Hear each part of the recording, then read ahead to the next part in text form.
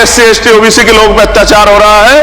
अभी 2 दिन पहले गोली से उड़ा दिया गया गाजियाबाद में और राजस्थान में गर्दन काट दी गई। ये घटनाएं देखकर डर लगता है, घर से निकलते हुए भी कि आने घर वापस लौटेंगे नहीं लौटेंगे। तो मेरा सरकार से आग्रह है, अगर आजादी के 75 साल बाद भी हमारी हत्या हो रही है तो हमारी मां को भी दर्द हुआ होगा जब उसने हमें पैदा किया हो, हमारी बहनों को भी हमारे खोने का दर्द होता होगा। कैसी कानून व्यवस्था है आपकी? सब कुछ है आपके पास, फिर भी जो है महिलाओं पर रेप नहीं रोक पा रहे हो, हत्याएं नहीं रोक पा रहे हो, गरीबों, दलितों, पिछड़ों, किसानों, मजदूरों की जान नहीं बचा पा रहे हो। किसान सुसाइड कर रहा है, नौजवान सुसाइड कर रहा है और बड़ी बड़ी बातें होती है, इधर भी अच्छे लोग हैं, इधर भी अच्छे लोग हैं, लेकिन अच्छाई तब होगी जब जमीन पे भी कुछ काम दिखाई देगा। और जमीन पे महोदय कोई काम दिखाई नहीं दे रहा है। जब कोई योजना की बात आती है तो सरकार हमसे मुंह मोड़ लेती है। आप बताइए, एजुकेशन का बजट कम कर दिया, हेल्थ का बजट कम कर दिया। मैं अपने क्षेत्र में गया तो आप विश्वास कीजिए, डॉक्टर नहीं है, स्कूल में मास्टर नहीं है और कोई भर्ती ऐसी नहीं जिसका पेपर लीक नहीं होता है। तो देश किस तरफ जा रहा है और इसमें नौजवानों का भविष्य क्या है, उसके बारे में हमें चिंता करनी चाहिए। और अंत में अपनी बात को खत्म करते हुए मेरा आपसे आग्रह और आपके माध्यम सरकार से आग्रह है कि यहां बाहर बाबा साहब अम्बेडकर की मूर्ति लगी हुई थी एक, वो करोड़ों लोगों की आस्था से जुड़ा विषय है और आप विश्वास करो इतना गुस्सा है उसको लेके। मेरी आपके माध्यम से मैं हाथ जोड़ता नहीं हूं, लेकिन मैं हाथ जोड़ के आपसे आग्रह कर रहा हूं कि प्रधानमंत्री जी सरकार से हमारी आग्रह कि वो अम्बेडकर वादियों के सम्मान का ध्यान रखते हुए, उनके जो है दिल की पीड़ा को समझते हुए, दर्द का ध्यान रखते हुए उस मूर्ति को पुनः स्थापित करा दीजिए। अगर इसमें कोई राजनीतिक कारण अलग बात है, लेकिन मैं कंक्लूड कर रहा हूं। मगर मैं आपसे कहना चाहता हूं इसमें बहुत गुस्सा है। जिस दिन अम्बेडकरवादी गुस्सा हो जाएगा वो फिर इस सरकार को जो 24 में आ गई है वो आने वाले चुनाव में ऐसा सबक सिखाएगा कि दोबारा पलट कर नहीं देख पाओगे। बहुत धन्यवाद आपका, आपने मुझे बजट पे अपनी बात रखने का अवसर प्रदान किया। मैं अपनी बात को शुरू करते हुए बहुजन समाज में जन्मे सभी संतों, गुरुओं और महान पुरुषों को नमन करता हूं। साथ साथ मैं भारत की महान जनता का भी धन्यवाद करता हूं कि उन्होंने लोकतंत्र की रक्षा इस बार की है। सभापति महोदय, पिछले 10 सालों में सरकार की नीतियों के कारण गरीब और गरीब हुआ और अमीर हुआ है, यानी गरीबों और अमीरों के बीच फासला बढ़ गया है। सारे देश की संपत्ति को चंद अमीरों के हाथ में दे दिया गया है। ये हमारे संविधान की मंशा और समतावादी समाज के लक्ष्य के खिलाफ है। अतः हमारी नीतियां गरीबों के पक्ष में भी होनी चाहिए। जातिगत जनगणना, SC ST OBC यानी कि जो बहुजन समाज के लिए आज जीवन मरण का प्रश्न है, इसके बारे में कोई बात बजट में नहीं की गई है।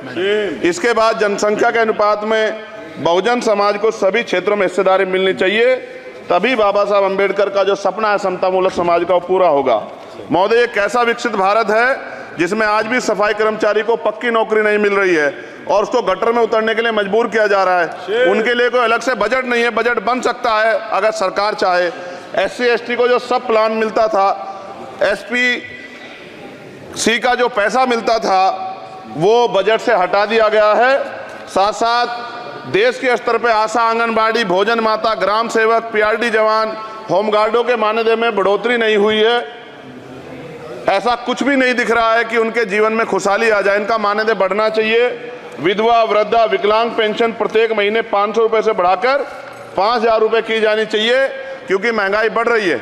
देश में प्रधानमंत्री जन कल्याण योजना के तहत SC ST OBC और मुस्लिम को कितने घर दिए गए, इसका कोई आंकड़ा सरकार के पास नहीं है। देश में इसी तरह SC ST OBC के लिए कितने परिवारों को शौचालय की व्यवस्था कराई गई। आज भी सिद्धार्थनगर जैसे जिले और तमाम जिले जो है वहाँ शौचालय की व्यवस्था नहीं है। इस पर ध्यान देना चाहिए। देश भर में SC ST OBC के जो रिक्त पद पड़े हुए हैं, बैकलॉग भरना चाहिए। सरकार ने कुछ नहीं कहा। ये कैसी विश्व की 5वीं अर्थव्यवस्था है जिसमें आज भी SC ST पे अत्याचार हो रहा है, महिलाओं के साथ रेप हत्या हो रही है। NCRB का डाटा पढ़ेंगे तो खून के आंसू रोने पड़ेंगे। युवा बेरोजगार है, सड़कों पे 80 करोड़ लोगों को 5 किलो राशन में जीवन यापन करना पड़ रहा है। जो बजट SC ST को मिलता है, मेरे दाएं तरफ जो साथी बैठे उनको बुरा लगेगा, कर्नाटक में 14,732 करोड़ रुपए इन्होंने दूसरी योजना में लगा दिए और मध्य प्रदेश में आपने 95 करोड़ रुपए जो है दूसरे बजट में लगा दिए। हमारा जो मिलता है उसको तो मत छीनो भाई। MSP की लीगल गारंटी कोई बात नहीं हुई है। किसानों को जो 6,000 रुपये मिलते हैं उसको बढ़ा के 12,000 रुपये करना चाहिए और फसल बीमा जो है उसका सारा प्रीमियम सरकार भरे, किसानों पर बोझ ना लगे। रिजर्वेशन प्रमोशन में लागू नहीं किया गया, पुरानी पेंशन को बहाल नहीं किया गया, इस पर चर्चा नहीं हुई। देश में मनरेगा समय न्यूनतम मजदूरी की दर 700 रुपये होनी चाहिए, समान काम समान वेतन पॉलिसी लागू होनी चाहिए। जो रसोई की चिंता करते हुए 500 रुपये प्रति सिलेंडर से ज़्यादा के दाम नहीं होने चाहिए, जो महिलाओं को राहत मिल सके। बिजली के दामों में भी कमी होनी चाहिए। बेरोजगार युवाओं को 5000 रुपये भत्ता मिलना चाहिए, जो बेरोजगार युवा जो है अपनी पढ़ाई या अपना खर्चा उठा सके। मैं अपने क्षेत्र के विषय में महोदय आपसे कहना चाहता हूं कि पश्चिम यूपी में नगीना में एक एम्स बनना चाहिए, एक IIT बननी चाहिए, एक IIM बनना चाहिए। नगीना लोकसभा में उद्योग धंधे लगने चाहिए। नगीना की कताई मिल जो है उसको पुनः शुरू कराना चाहिए। RRTC जो योजना है सरकार की, उसको मेरठ से आगे बढ़ाकर मुजफ्फरनगर, सहारनपुर से नजीबाबाद नगीना होते हुए उसको नगीना तक ले जाना चाहिए। साथ साथ नजीबाबाद से मुंबई के लिए एक ट्रेन चलनी चाहिए और नगीना, श्योरा, किरतपुर में रेलवे के ओवरब्रिज बनने चाहिए। सभापति महोदय, सामाजिक न्याय मंत्रालय को 13,000 करोड़ रुपए दिए गए और जनजाति कार्य मंत्रालय को 13,000 करोड़ रुपए दिए, कुल 26,000 करोड़ रुपए, जो कुल बजट 48.20 लाख का लगभग 0.54% है। जबकि हमारी संख्या 25% से ज्यादा SC ST की और बहुजन समाज की मिलाओगे तो 85% से ज्यादा है। और हमारे विकास के लिए सरकार 1% पैसा खर्च कर रही है, जो मिलना हमें चाहिए, जबकि मिलना हमें 25% चाहिए। ये ऊंट के मुंह में जीरा के समान है, कहावत हमने बहुत दिन सुनी थी। पिछले लंबे समय से हमारे साथ धोखा हो रहा है, लेकिन अब ये नहीं चलेगा। चंद लोगों की तराजू से देश के संसाधन नहीं बटेंगे। इस देश का बहुजन समाज बर्दाश्त नहीं करेगा। संसाधन का बंटवारा संख्या के आधार पे होगा। माननीय काशीराम साहब नारा लगाए थे, ना तो वोट हमारा राज तुम्हारा चलेगा, और आज हम कह रहे हैं ना ही वोट हमारा और नोट तुम्हारा चलेगा। इस बात का भी ध्यान जो है सरकारों को देना पड़ेगा। आपके माध्यम से सरकार से मेरी एक मांग है, सरकार इस योजना का लाभ भी अपने आप ले ले, सरह भी ले ले कि 1 लाख रुपए सालाना बहुजन समाज के अत्यंत गरीब परिवारों को दे। 10 लाख करोड़ रुपए खर्च होंगे, लेकिन इस 1 लाख रुपए की योजना से एक झटके से परिवार गरीबी की रेखा से ऊपर आएगा और इनके बच्चों को कुपोषण खत्म होगा, अच्छी शिक्षा मिलेगी, महिलाओं को सम्मानजनक जीवन मिलेगा और इससे वास्तव में सबका साथ सबका विकास का नारा सार्थक होगा। अगर प्रश्न ये होगा कहां से आएगा, तो उसका जवाब ये है कि जब अमीरों का 16 लाख करोड़ रुपए माफ हो सकता है, कॉर्पोरेट टैक्स का घटाकर लाखों करोड़ रुपए का चुना सरकारी खजाने को लगाया जा सकता है, पेट्रोल डीजल के दाम 10 गुना एक्साइज ड्यूटी बढ़ाई जा सकती है, तो गरीबों को सरकार पैसा क्यों नहीं दे सकती। महोदय, समय आ गया है, अब निजी क्षेत्रों में आरक्षण की व्यवस्था होनी चाहिए।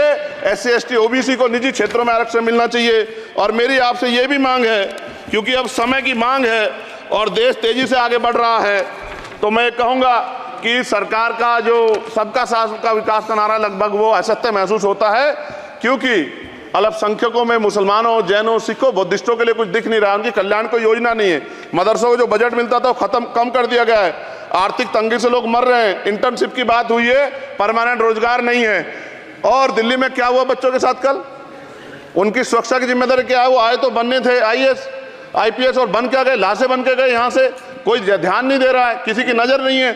साथ साथ मैं आपसे ये भी आग्रह करूंगा कि हम ग्रामीण क्षेत्रों से आए लोग देश से बड़ा प्रेम करते हैं और हम ये महसूस करते हैं कि सरकारें हमें सुनेंगी, सरकारें हमारे बारे में सोचेंगी। लेकिन ऐसा महसूस हो जाता है आज़ादी के 75 साल बाद, और जिसको अमृत काल कहा जा रहा है, आज भी SC ST OBC के लोगों पर अत्याचार हो रहा है। अभी 2 दिन पहले गोली से उड़ा दिया गया गाजियाबाद में और राजस्थान में गर्दन काट दी गई। ये घटनाएं देख के डर लगता है, घर से निकलते हुए भी कि आने घर वापस लौटेंगे नहीं लौटेंगे। तो मेरा सरकार से आग्रह है, अगर आज़ादी के 75 साल बाद भी हमारी हत्या हो रही है, तो हमारी मां को भी दर्द हुआ होगा जब उसने हमें पैदा किया हो। हमारी बहनों को भी हमारे खोने का दर्द होता होगा। कैसी कानून व्यवस्था है आपकी, सब कुछ है आपके पास, फिर भी जो है महिलाओं पर रेप नहीं रोक पा रहे हो, हत्याएं नहीं रोक पा रहे हो, गरीबों, दलितों, पिछड़ों, किसानों, मजदूरों की जान नहीं बचा पा रहे हो। किसान सुसाइड कर रहा है, नौजवान सुसाइड कर रहा है, और बड़ी बड़ी बातें होती हैं, इधर भी अच्छे लोग हैं, इधर भी अच्छे लोग हैं, लेकिन अच्छाई तब होगी जब जमीन पे भी कुछ काम दिखाई देगा। और जमीन पे महोदय कोई काम दिखाई नहीं दे रहा है। जब कोई योजना की बात आती है तो सरकार हमसे मुंह मोड़ लेती है। आप बताइए, एजुकेशन का बजट कम कर दिया, हेल्थ का बजट कम कर दिया। मैं अपने क्षेत्र में गया तो आप विश्वास कीजिए, डॉक्टर नहीं है, स्कूल में मास्टर नहीं है, और कोई भर्ती ऐसी नहीं जिसका पेपर लीक नहीं होता है। तो देश किस तरफ जा रहा है और इसमें नौजवानों का भविष्य क्या है, इसके बारे में भी हमें चिंता करनी चाहिए। और अंत में अपनी बात को खत्म करते हुए मेरा आपसे आग्रह और आपके माध्यम सरकार से आग्रह है कि यहाँ बाहर बाबा साहब अम्बेडकर की मूर्ति लगी हुई थी एक, वो करोड़ों लोगों की आस्था से जुड़ा विषय है।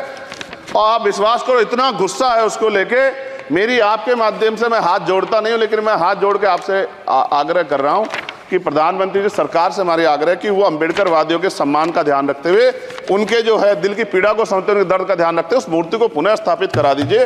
अगर इसमें कोई राजनीतिक कारण अलग बात है, लेकिन मैं कंक्लूड कर रहा हूं। मगर मैं आपसे कहना चाहता हूं, इसमें बहुत गुस्सा है। जिस दिन अंबेडकरवादी गुस्सा हो जाएगा, वो फिर इस सरकार को जो 24 में आ गई है, वो आने वाले चुनाव में ऐसा सबक सिखाएगा कि दोबारा पलट के नहीं देख पाओगे। तो मैं आपका धन्यवाद करता हूं और मुझे विश्वास है कि सरकार मेरी बातों पे गौर करेगी और गरीबों के बारे में सरकार सोचेगी, गरीबों को आगे बढ़ने के अवसर प्रदान होंगे। धन्यवाद।